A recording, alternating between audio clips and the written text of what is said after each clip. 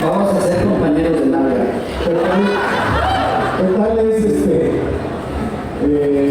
más o menos lo mismo si me paro o me siento, pero la estatura módica. Esto es sobre lo que viene. Yo quisiera empezar con un primer saque, digamos, sobre la oposición de la derecha, que nos mostró en las primeras 2 semanas del gobierno de la presidenta Claudia Sheinbaum que todavía es capaz de bajar el nivel. Me refiero, por supuesto, a toda la campaña de misoginia barata, ruin, de la radio y algunos comentaristas en la televisión que empezaron con esta cosa, que es misoginia vil, de decir que si Claudia Sheinbaum no se distinguía con su sello propio, estoy citando, del presidente López Obrador, entonces era una mujer sumisa, no era una feminista, era una mujer que iba a obedecer las órdenes que se iban a dar desde la chingada. Entonces, o sea, Palenque.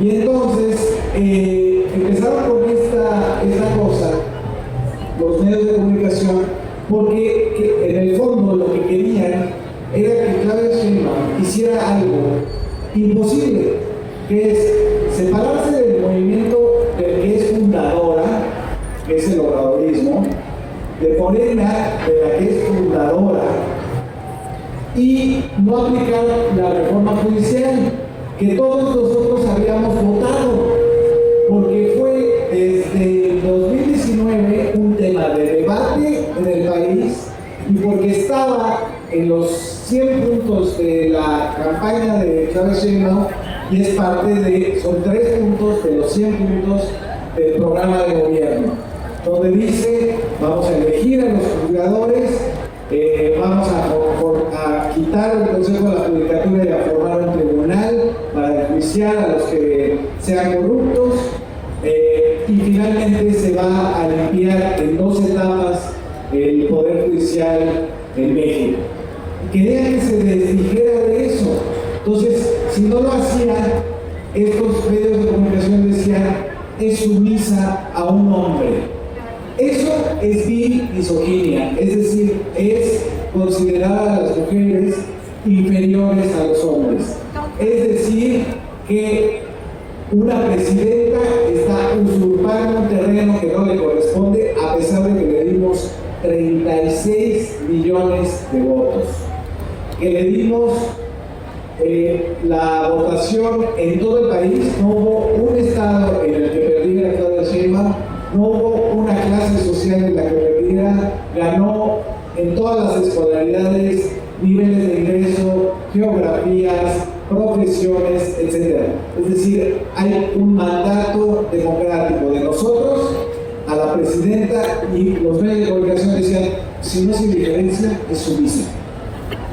Entonces, eso fue la misoginia de entrada. Claudia Sheinbaum no lo hizo.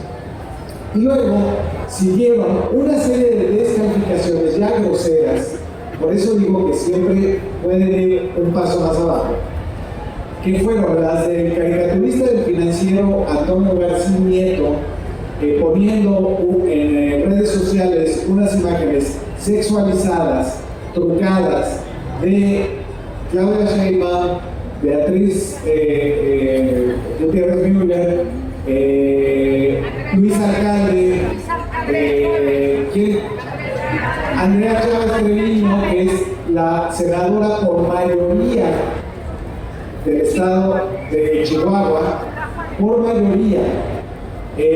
Y luego tuvimos una serie de bajezas de parte de esta todavía, no me explico cómo, senadora Lili Telles, fuera Lili Telles, era, voy a decir el nombre completo, creo que es María Lilia. Vale madre, soy bellaco que...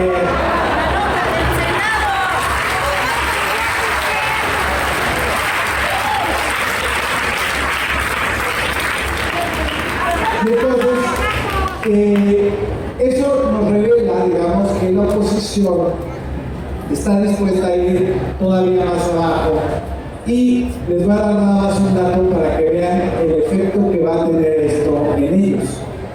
En la última encuesta de Demotecnia María de las Heras sobre aprobación de Claudia Sheinbaum, el 90% de los encuestados en domicilios dijeron que va a ser una buena o muy buena presidenta. 90%.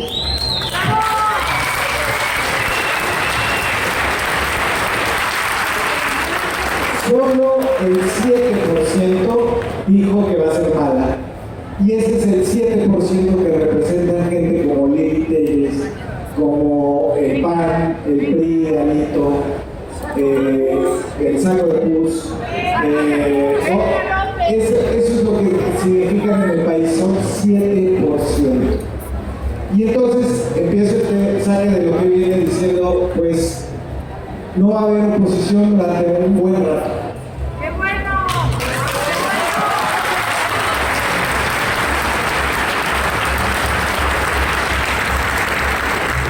Pues antes de tomar eso del saque, supongo que es una metáfora futbolística, ¿verdad? De tenis. Es de ping-pong. De ping-pong. Me creo que nunca he jugado ping-pong, pero bueno, antes de tomar la metáfora ping-pongística, ping-ponguera, quisiera hacer 3 comentarios sobre lo que acaba de comentar Fabricio. El primero es sobre esta misoginia que estamos viendo en los últimos 3 semanas.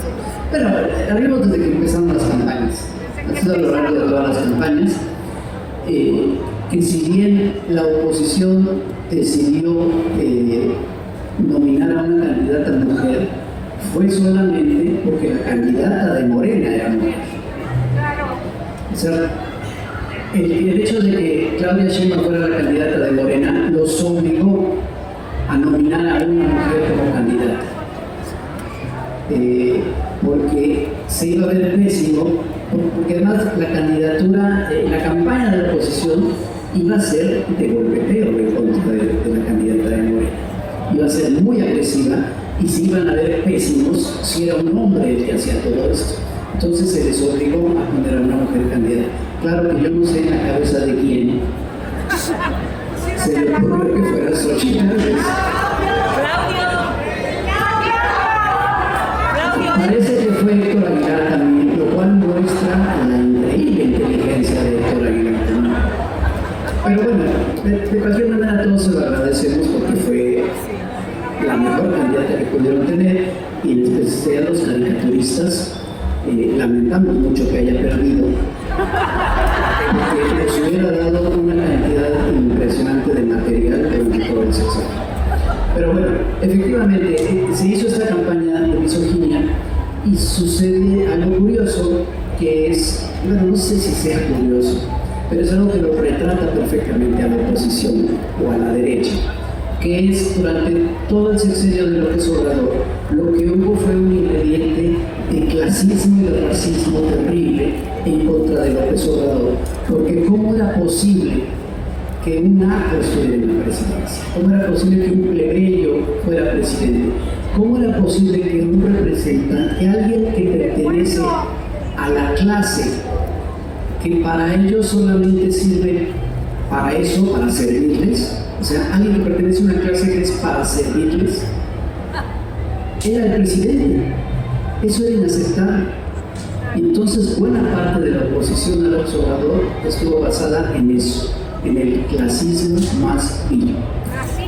Y ahora, bueno, Claudia Sheinbaum pertenece a otra clase, pero ahora este clasismo fue sustituido por un machismo y por una misoginia terribles, porque ahora, ¿cómo es posible que una mujer, si las mujeres las creó Diosito para servirnos a los hombres, ¿no?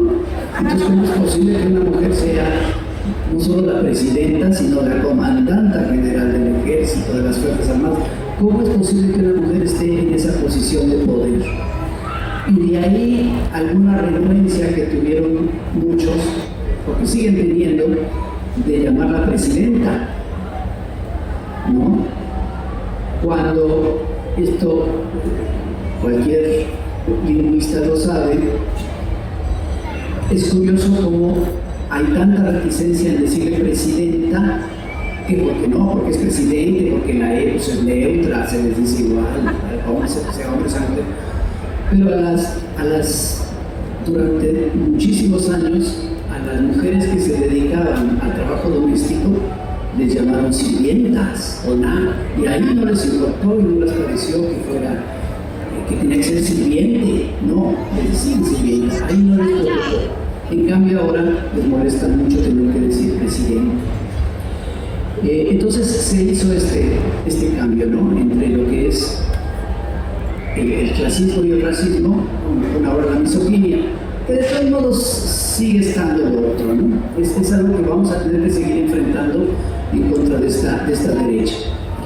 Lo segundo es, yo quiero reivindicar el oficio del caricaturista. Ahorita que Mauricio dijo del caricaturista Antonio Garciniestro, ¿no? Sí, pero creo que sí,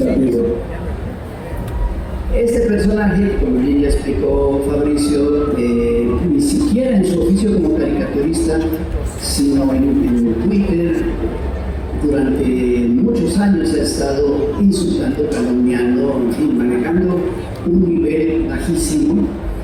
Es realmente nefasto. Y se defendió, según él, argumentando que era humor.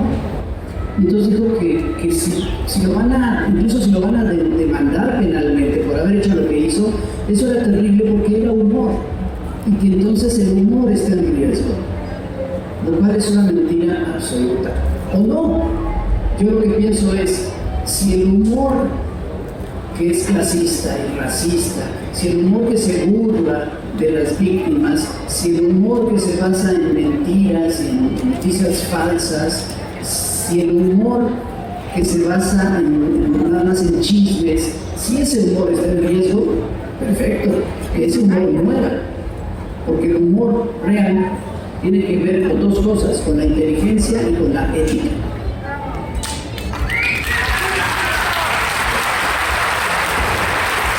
Entonces ese caricaturista realmente es una vergüenza para el oficio de la caricatura. Y lo tercero ya se me olvidó.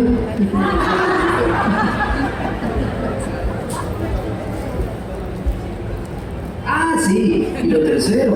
Hay un dato en esa encuesta que comenta Fabricio de las eras de Botemia, que a mí me sorprendió muchísimo. Efectivamente, tiene el 90% de la gente dijo va a ser un buen gobierno.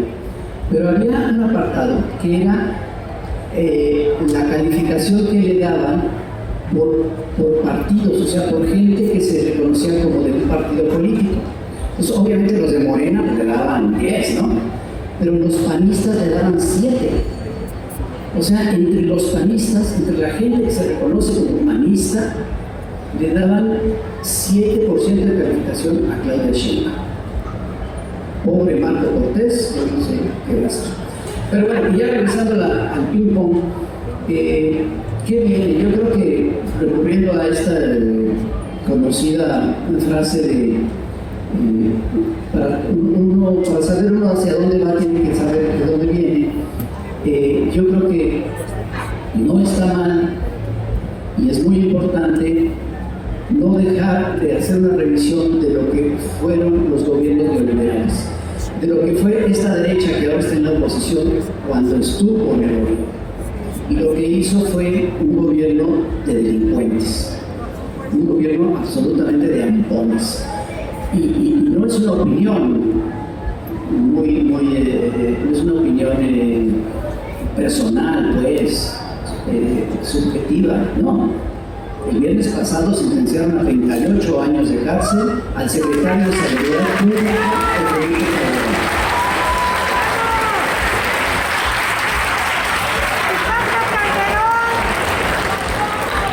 Fue un gobierno delincuencial, fue un gobierno de empones, fue un gobierno de unos cuantos que tomaron el gobierno como botín para repartírselo entre sus cuates y arrasando las riquezas de la nación y privatizando todo lo que podían privatizar, incluyendo la presidencia de la República. Durante 30 años se dedicaron a hacer negocio con todo.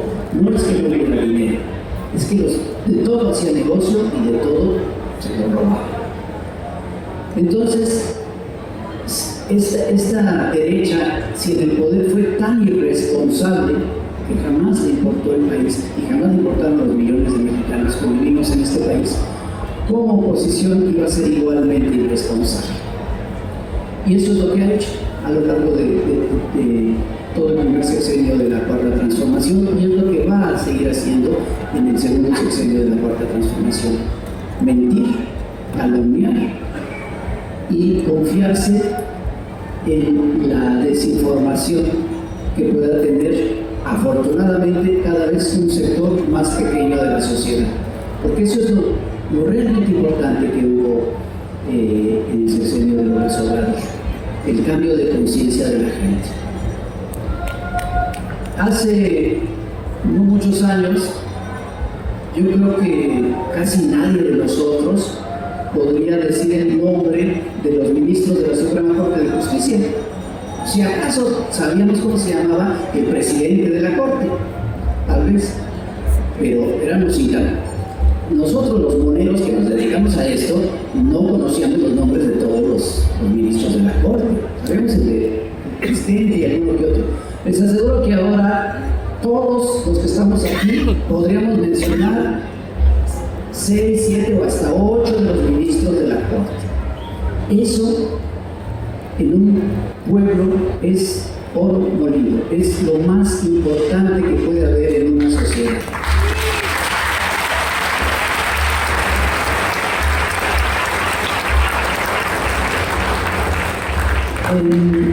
En Chamuco TV, que es un programa que tenemos en el Canal 22 y Canal 11, hemos tenido la oportunidad de platicar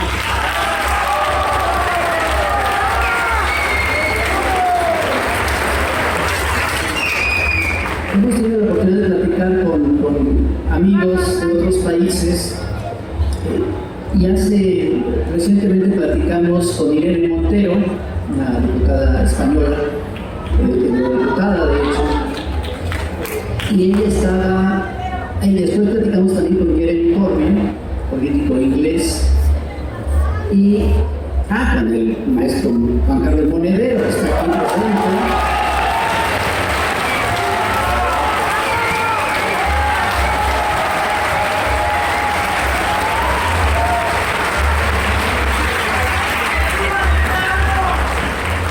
Y bueno, él no me dejará mentir, y si miento, pues ya me lo dirá ahorita.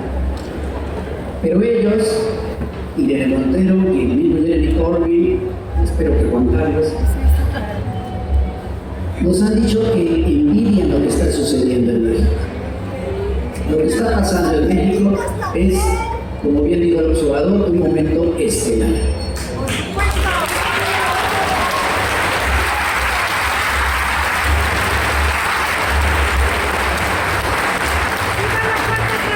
Yo creo que esa concientización de la gran mayoría de los mexicanos es algo que se tiene que mantener, porque finalmente no importa quién llegue al poder. Claro, sí importa, es muy importante y marca una diferencia sustancial. No es lo mismo una banda de ampones que gente que llegue pensando en el pueblo. Pero eventualmente, si regresara a la derecha al poder, esto no es manera. Es que fíjense, en primera depende de nosotros que eso suceda, y en segunda, si eso llega a suceder, no importa quién esté en el poder, mientras la mayoría de la gente seamos una sociedad consciente, una sociedad organizada, una sociedad bien informada, y eso ya lo somos.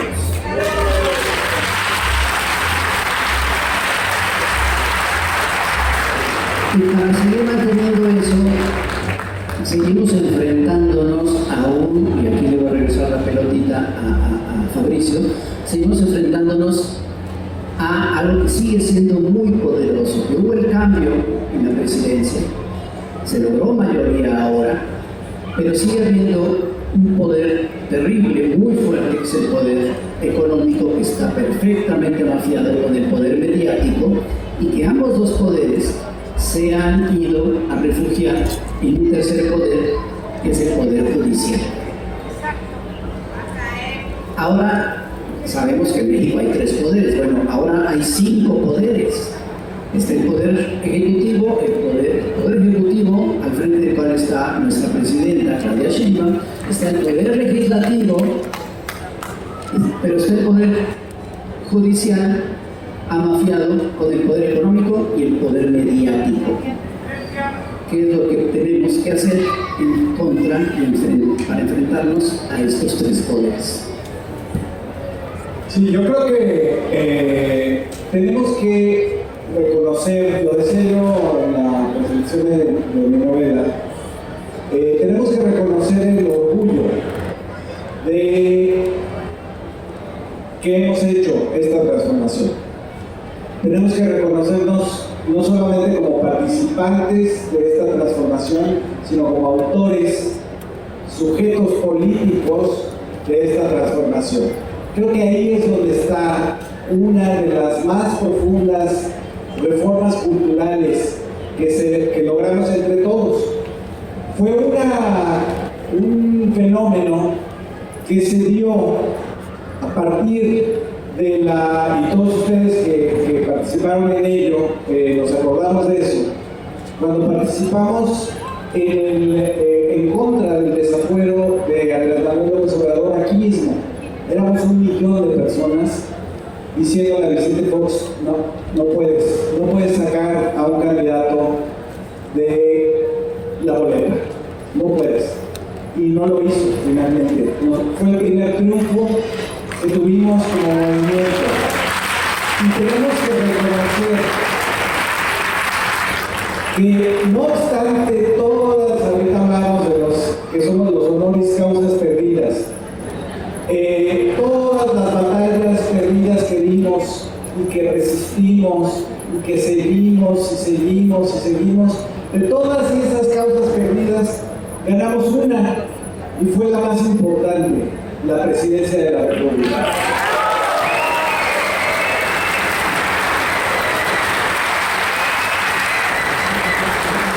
Y la ganamos vía las urnas, la ganamos sin haber roto, como decía Andrés, ni un solo vidrio. La ganamos con nuestra propia fuerza hecha opinión. Esa es, digamos, la vitalidad del movimiento obradorista, que es un movimiento que el PRI, por ejemplo, en voz de Beatriz Paredes, cuando era candidata interna del PRIAN, pobrecita, la bajaron para poner a Xochitl. Beatriz Paredes decía, López Obrador es un error en la historia de México. No, es un movimiento vivo, y ahorita estamos más vivos que en 2018. Ahorita tenemos el 90% de la población. Eso es un movimiento vivo. Creo que ese es el reconocimiento de que somos parte de uno de los movimientos pacíficos más importantes del mundo en este momento.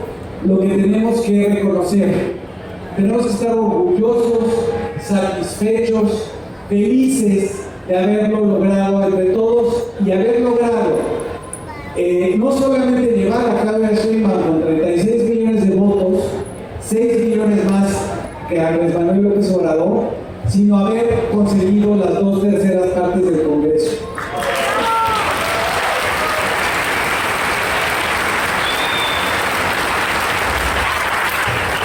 ¿Qué nos permite las 2/3 partes del Congreso? Y eso es lo que viene. Primero, el asunto que ya está en marcha de la elección el año que entra, el 1 de junio, o el 2 de junio, el 1 de junio, del 2025 de los juzgadores, de la mitad de los juzgadores en el país. Eso es lo primero que tenemos que... ¿Qué va a venir después de eso? Además de la segunda parte en el 2025. Tiene un cambio fundamental y ya lo estamos viendo. El juez Gómez Fierro, que fue el que amparó a Iberdrola contra la ley eléctrica, el que había aprobado el Congreso, este juez que él dijo, si se ampara Iberdrola, yo le doy a todo el sector eléctrico el amparo. Eso no se puede hacer, es ilegal. No se puede generalizar los amparos son para quien lo solicita.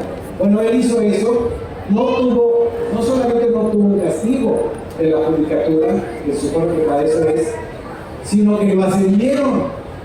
Bueno, ahora, cuando ya sale la fecha de la elección para los juzgadores, ¿qué hizo Gómez Fierro? Renunció. Se fue y dijo, yo no me voy a ajustar a un tribunal que juzgue mis acciones y mis decisiones porque yo soy el mandamás de los jueces y tengo una sabiduría del derecho que está por encima de los que van a votar eso. Bueno, pues ya se largó y me parece una buena noticia.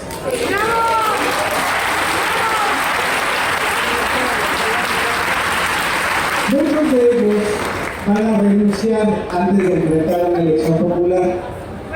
Hay algunos que, por supuesto, no se van ni siquiera a plantear el someterse a las urnas. Imagínense a la piña.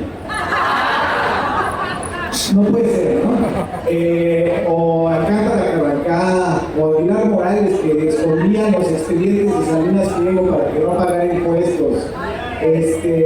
A los que le descongelaron las cuentas a la esposa de Gerardo García Luna el día que lo sentenciaron en un jurado en Nueva York. Todos esos no se van a presentar en la elección. Hay otros a los que vamos a tener que exhibir y castigar, como Gil Suárez. Gil Suárez dice, yo sí quiero ser juez, quiero ser parte de la Suprema Corte de Justicia. Habiendo sido el secretario particular de Felipe Calderón, pues no va a pasar, eso no va a pasar, no sé para qué lo están haciendo, de hecho tiene una lógica tan burundanga que yo soy incapaz de leerla, a ver si ahora las preguntas y eso alguien tiene alguna idea de por qué Gil Suárez quiere hacer eso con su vida. Pero viene ese movimiento le cambia el origen al Poder Judicial. De un origen de parentesco, 4 de cada 10 juzgadores están emparentados entre ellos, le cambia el origen de la influencia, de la palanca. La propia Norma Piña, en una entrevista, ella que dice, yo defiendo la carrera judicial, ¿no? O sea, esta supuesta cosa que existe de que van pasando exámenes y son muy buenos en derecho y entonces van subiendo. La propia Norma Piña en una entrevista dice, yo entré al Poder Judicial con una recomendación de un investigador del Instituto de Investigaciones Jurídicas de la UNAM, que era mi jefe.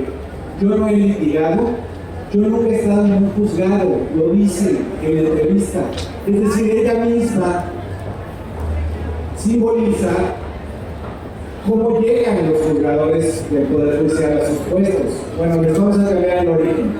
Ahora va a ser un sorteo y la urna, o sea, la decisión de todos nosotros. Y con esto sigo la contestación del ping-pong. Eso cambia el origen de todo un poder en México, que es el Poder Judicial y que es la percepción de la justicia. Van a tener, además de que los vamos a elegir, van a tener un límite para lo que tardan en estudiar un expediente. No pueden estarse años estudiando un expediente. Tienen 6 meses para resolver. Creo que eso va a cambiar la percepción de justicia en el país y va a cambiar muchas más cosas que ahorita, después de Hernández, les digo.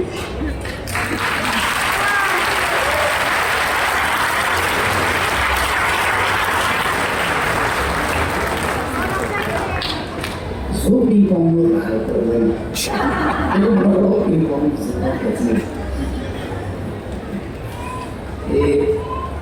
¿qué pasa con el Poder Judicial? El Poder Judicial, por sus propias características, es el poder más conservador que puede haber. Eso es de todos los países. Es así, es un poder conservador. Desde el momento en que su función es preservar la Constitución y verificar pues, que no se viole la Constitución, en su naturaleza es el de conservar. Pero nada es inamovible en el mundo, en la realidad, en la física, en ningún lado. Las cosas cambian. Pero el Poder Judicial en México pues, se ha mantenido siempre de esta manera. No siempre, tuvo sus momentos distintos. Incluso en el siglo XIX se elegían los ministros del Poder Judicial. De hecho, por eso Benito Juárez llega a la presidencia, porque él era presidente de la Suprema Corte de Justicia. Pero en todo el siglo XX se mantuvo este Poder Judicial muy cerrado, y durante todo el perismo y durante todo el gobierno liberal fue un poder que se puso al servicio primero del poderoso presidente de la República, los poderosos presidentes priistas, y después se puso al servicio de los grandes capitales, a los cuales estaba a su servicio también el presidente de la República. En ese momento, los neoliberales privatizaron todo, incluyendo la presidencia de la República, llegando hasta el extremo de colocar a un títere creado por Televisa como presidente. Le armaron hasta un matrimonio, una historia, pusieron ahí a un absoluto títere. Veníamos de un PLL, pasamos de un PLL a un títere. Y luego no entienden por qué pierden las elecciones. Entonces este poder, ¿qué está haciendo ahorita? Está haciendo algo que es realmente grave. Se está enfrentando a los otros dos poderes de la Unión y se está enfrentando de manera ilegal, cometiendo ilegalidades, y ellos lo saben, por supuesto que lo saben, si se dedican a eso, si son abogados, si son gente que sabe de leyes, y no les está importando.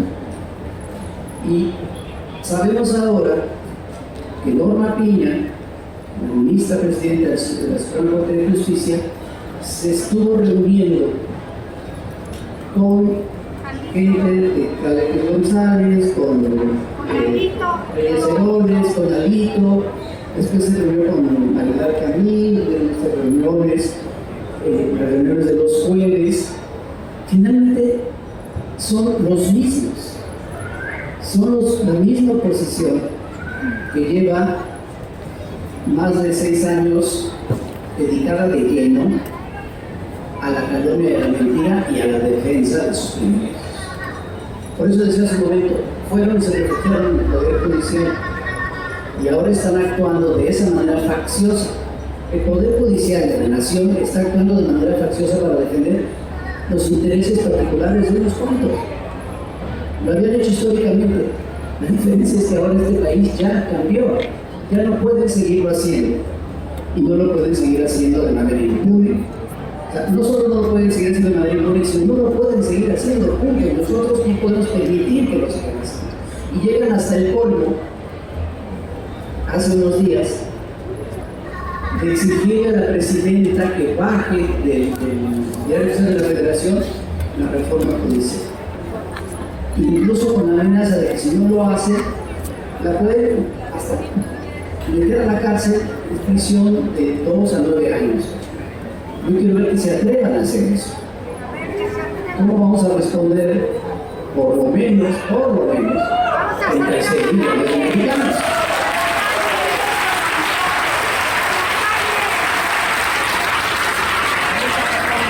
Y digo por lo menos, porque ahí hay otro truco que maneja la derecha, que es 36 millones votaron por Claudia Sheinbaum. ¿Cuántos somos? ¿Cuál es la población? Como 130 millones.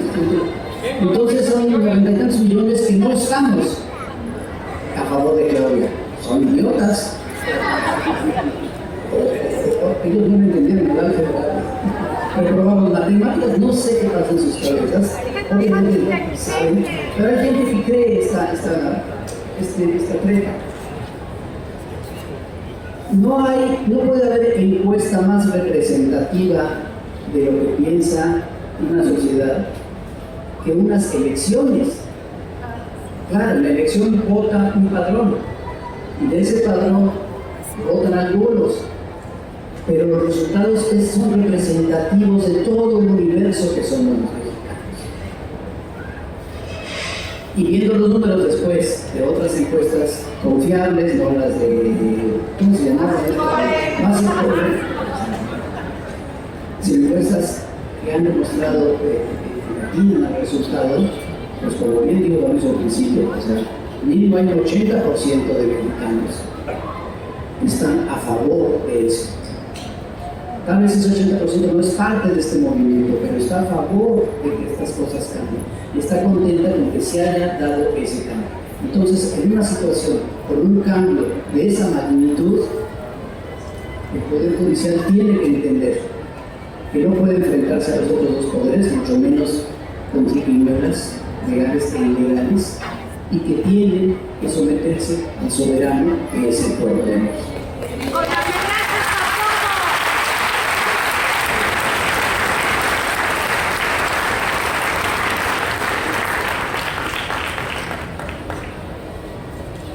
Hace un momento decía, remarcaba la importancia de la conciencia, de ese cambio de conciencia que ha habido en México. Y es muy importante, entre otras cosas, porque históricamente cuando se han dado los cambios, sobre todo cambios hacia un lado progresista, porque ya saben que la historia es cíclica. Hay revoluciones, hay contrarrevoluciones, hay momentos en la historia en que domina un pensamiento pues de derecha, un pensamiento conservador, pero después viene un cambio y un pensamiento liberal, un pensamiento progresista, pues empieza a ser más importante. Y así va la historia y así va la rueda de la historia. Cuando ha habido en algunos lugares, en algunos países, ha habido este cambio progresista, suceden cosas que lo empiezan a atorar, que empiezan a dificultar su desarrollo y empiezan a hacer imposible que se logre realizar. Y afortunadamente en México no ha sucedido esto. ¿Qué ha pasado? Hay dos cosas que han pasado históricamente en estos movimientos de izquierda cuando llegan al poder. Uno es que, y esto lo explicaba muy bien el profesor de las mañaneras, es que el cambio lo logra una vanguardia, una serie de personas, una serie de gente pensante que va al frente del movimiento. En México, ¿no? En México somos todos. En México ese cambio en la conciencia ya se dio. En México hay una politización impresionante en la gran mayoría de la sociedad. Entonces no hay una vanguardia iluminada que nos está guiando. No, somos millones los que estamos aquí, los que estamos decidiendo esto. Entonces, ese gran error, por lo menos hasta ahora, ya nos está cometiendo. Y un segundo gran error es que los líderes de esta vanguardia que llegan al poder y agarran gusto al poder y deciden quedarse unos buenos años y deciden cambiar las constituciones para seguir en el poder y deciden eternizarse. Y lo vimos en la URSS, lo vimos en Cuba, recientemente lo vimos lamentablemente con Evo Morales, y en México tampoco eso está pasando. Tanto estuvo la derecha chingue con el López Obrador, el dictador terrible autoritario que se iba a reelegir. López Obrador dejó el poder y alguien lo ha vuelto a ver en estas semanas. Los que somos parte del movimiento sabíamos que efectivamente López Obrador iba a dejar la presidencia y se iba a ir, porque esa fue su palabra. Eso tampoco, ese error terrible, tampoco está sucediendo en México. No debemos de cometer errores en este movimiento, porque lo que está en juego es algo muy importante, es nuestro país y es nuestro futuro.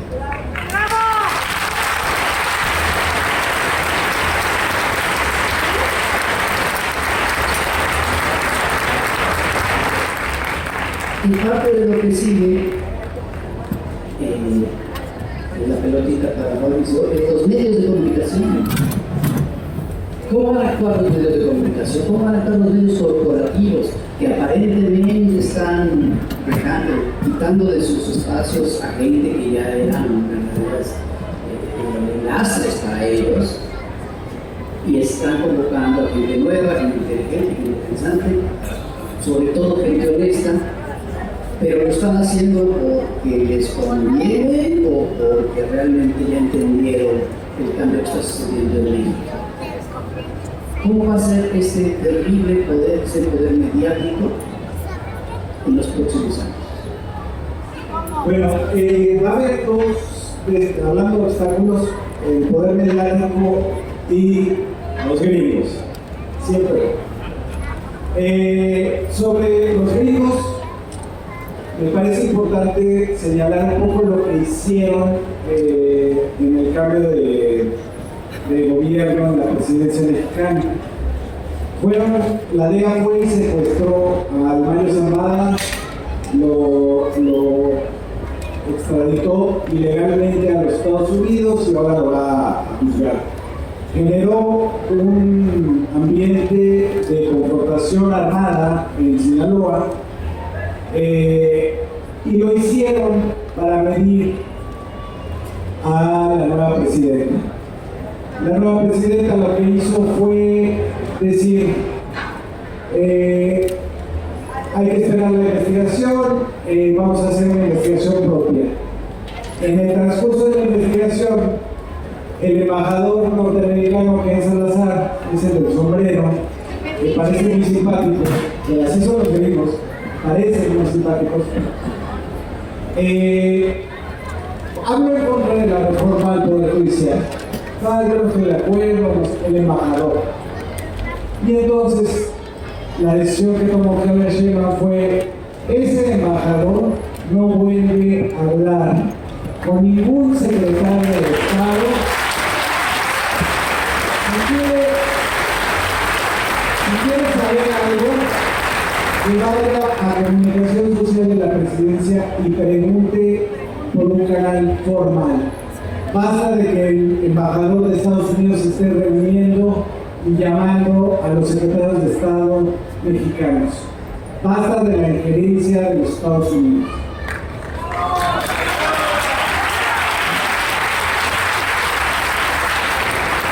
Bien, el canal va a ser la Cancillería, es decir, Alicia Bárcena.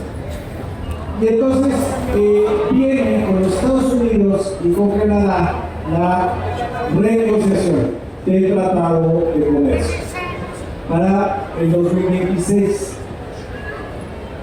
México, desde el gobierno de López Obrador, con las reformas constitucionales que se van a aprobar en estas semanas, y por lo tanto Claudia Sheinbaum también, tiene tres cosas que modificarle a ese tratado.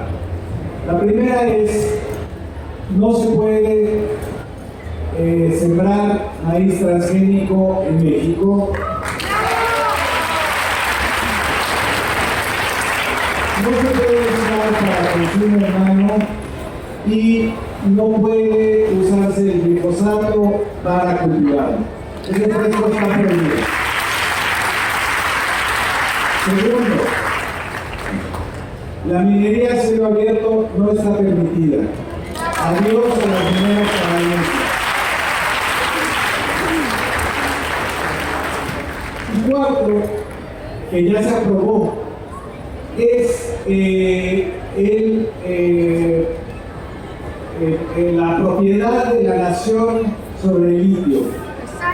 Eso es fundamental en una negociación con los gringos, porque ellos andan viendo en toda América Latina, y esto es una cosa que dijo la de Comando Sur de la OTAN, de las Fuerzas Armadas de Estados Unidos, dijeron: bueno, ¿dónde hay en Chile hay en Argentina, hay en Bolivia, hay en México. Ya están viendo a ver de dónde sacan el litio, porque es, pues bueno, está para empezar en los celulares y supuestamente estará en las baterías de los coches eléctricos de Elon Musk. Y entonces, ya desde la nación se va a encargar de eso Petróleos Mexicanos y la nueva Secretaría de Ciencia y Tecnología. Entonces, esos son digamos, los puntos de la renegociación del tratado, y hay un punto, digamos, fundamental, que es que se organice la migración, que esta cosa que tanto le conviene a los gringos, de que se pasen la frontera con los polleros, y ellos tienen una enorme cantidad, millones de personas, como fuerza de trabajo ilegal, a la que le pagan lo que se les da la gana, que no tienen seguridad social, que no tienen ninguna garantía porque están ilegales. Eso les conviene a los empresarios tejanos, de Arizona, de California. Eso se acabe y se haga, como en tiempos de Lázaro Cárdenas, un acuerdo sobre cuánta gente puede pasar y con qué derechos laborales. Eso es un punto fundamental para resolver el problema de la migración binacional de México a Estados Unidos. Y lo que ha hecho el gobierno mexicano es decir, bueno, nosotros publicamos en un acuerdo de este tipo a los venezolanos, a los haitianos, a los cubanos, a los colombianos que quieran pasar también a los Estados Unidos. Nosotros abrimos esa puerta. Ese es el punto de negociación con los gringos. No nos importa si gana Kamala Harris o gana Donald Trump. Nunca nos ha importado realmente si gana el Partido Demócrata o el Republicano en Estados Unidos. Para México siempre es igual. Siempre son muy cabrones con México, siempre nos tratan de chantajear, de intervenir, de comprar, de extorsionar. Eso no importa quién vaya a ganar ahí. Lo que tenemos que tener es una postura firme a favor de la soberanía nacional y a favor de nuestra propia gente en los Estados Unidos. Ese, digamos, rápidamente es el tema de los gringos. Ahora, nada más un comentario chistoso. Los gringos están pasando de Estados Unidos a México. Hay muchísimos ya. No solamente en la Condesa y en la Roma, donde ya te piden visa, sino estuvimos hace poco para presentar mi novela en la Feria de Monterrey, y escuchas en la calle no solamente los acentos de Colombia y de Venezuela, sino que también escuchas a los gringos. Los gringos se niegan a vivir a México porque México finalmente es un país de libertades y es un país de desarrollo, de bienestar, de desarrollo compartido, como dice la presidenta, y están muy bien aquí sin los desmadres que traen allá en Estados Unidos, donde en una universidad puede un chavo sacar una pistola y matar a sus compañeros. Entonces, es curioso, digamos, que ha habido una inmigración de varios millones ya de norteamericanos a México. Es interesante ese doble juego que hay ahora. Ahora, los medios de comunicación. Venía yo sobre Izazaga y había un desfile zombie. Y pude ver a Joaquín López Dóriga, pude ver a la Raki, a Beatriz Pajés, a Lorena Mola, a Víctor Trujillo Grosso, a todos ellos los pude ver ahí desfilando como unos zombies. ¿Qué es lo que está pasando con los medios de comunicación? Lo que es realmente intolerable es la radio. Están estos personajes, Iñaki Manero, el Estaca, el No Estaca, el Videgaray, otros, y el Vaso, que tienen copado el radio por las tardes, del mediodía hasta la noche, diciendo las mismas estupideces y medias falsedades que tienen repitiendo 6 años. No, esto de el país se está destruyendo, oye, pues sí la destruí hace 6 años. Ya pasaron 6 años y no se destruyó, todo lo contrario. Aumentó el salario mínimo, aumentó la inversión extranjera directa, hay un plan de bienestar de la relocalización económica, hay un programa de vivienda brutal de Claudia Sheinbaum, 9 millones menos de pobres. Tú dijiste hace 6 años que sí, se estaba destruyendo el país y no se ha destruido. Están diciendo, ya no les falta decir que Claudia Sheinbaum se va a reelegir.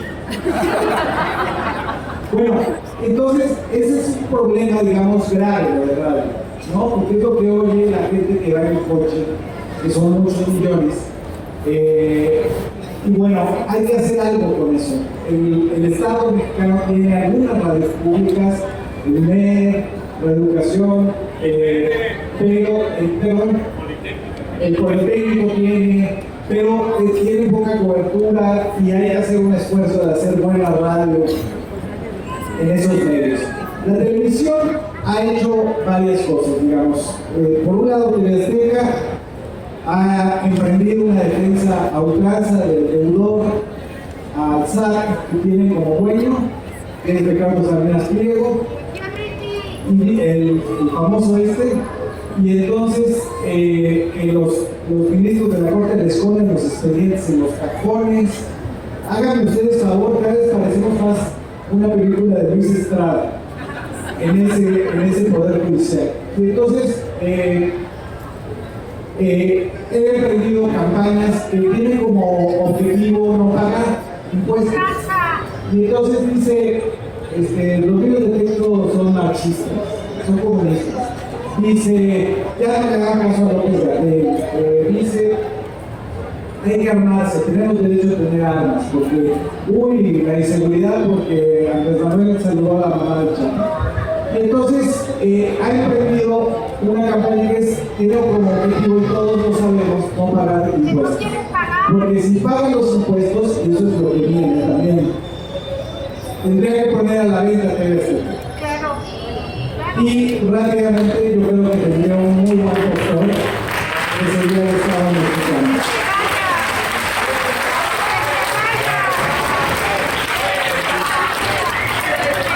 Que pague o que nos venda TV Azteca. Y entonces que lo compre para que nace tal. Entonces, eso es ellos. Televisa lo que ha hecho es, pues ya sacar a los zombies que tenía ahí, ¿no? Que eran pues a llegar Carmín y ¿cómo se llama? Etcétera, que ya era, pues, ya les volaban las moscas, ¿no? Cuando salían al aire. Y entonces los tira a la basura, o sea, baratífican y a latinos. Y entonces los renueva con unos que son más o menos iguales, es decir, está la que fue la coordinadora de la campaña de Margarita Zavala. ¿Se acuerdan de Margarita Zavala, la esposa de Felipe Calderón?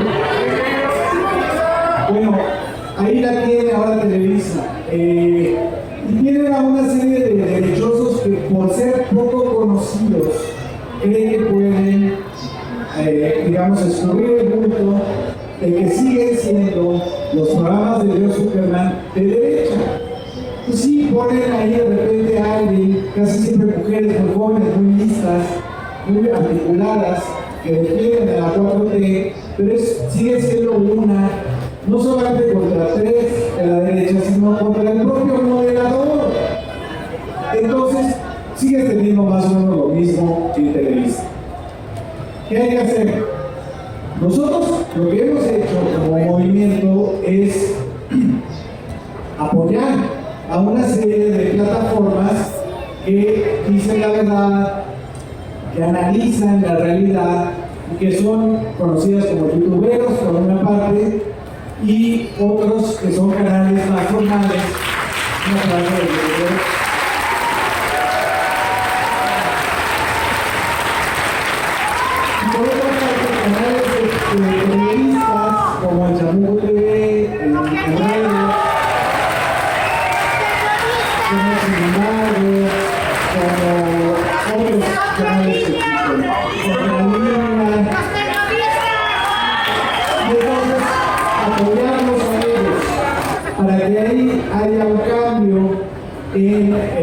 sistema de medios en el país, que ya lo aprendimos, pero hay que fortalecerlo. Y ahora viene también un cambio en las televisoras públicas. Ya se acabó Primer Plano.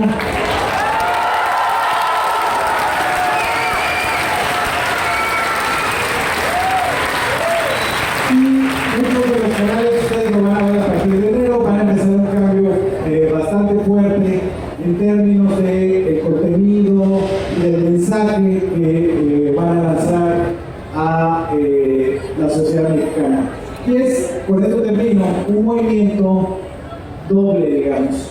Tanto López Obrador y Claudia Sheinbaum son creaciones de nosotros, como nosotros somos creaciones de ellos. Es un doble movimiento y que siga la cuarta transformación.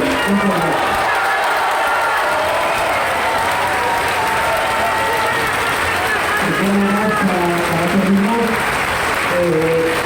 efectivamente es tiempo de mujeres, pero también es tiempo de todo el pueblo. Nunca más las decisiones y el futuro de este país lo deben tomar 30 familias millonarias. Las decisiones de este país las vamos a tomar todos en democracia participativa. Muchísimas gracias. Para eso está firmando en esa mesa, tenemos varios